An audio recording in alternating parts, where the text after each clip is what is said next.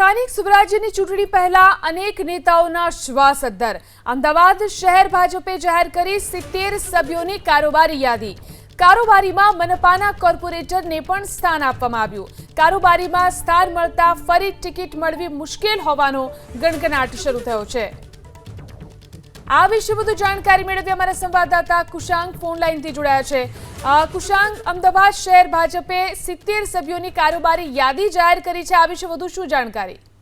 જો અમદાવાદ શહેર ભાજપ તરફથી આજે યાદી જાહેર કરવામાં આવી છે અને કારોબારી સભ્યો 70 જેટલા કારોબારી સભ્યો છે તેની નામની યાદી છે તે જાહેર કરવામાં આવી છે. તો કે અત્યારે આ યાદી જાહેર થતા ભાજપના જે અમદાવાદના નેતાઓ છે તેમાં ગણગણાટ ચોક્કસથી શરૂ થયો છે, કારણ કે જે 70 જેટલા લોકોના નામ સામે આવ્યા છે તેમાંથી અનેક નેતાઓ છે તે પૂર્વ કોર્પોરેટર રહી ચૂક્યા છે અથવા પૂર્વ સંગઠનમાં સ્થાન તેઓ પામી ચૂકેલા છે.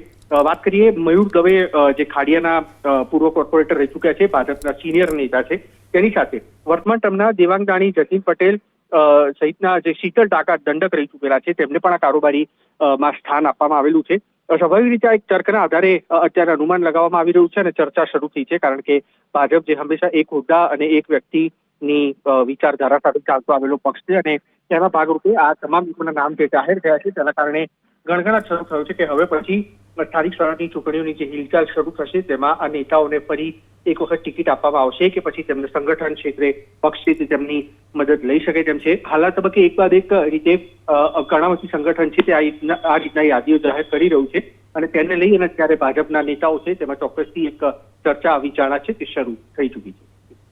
જી આભાર તમામ જાણકારી આપવા માટે.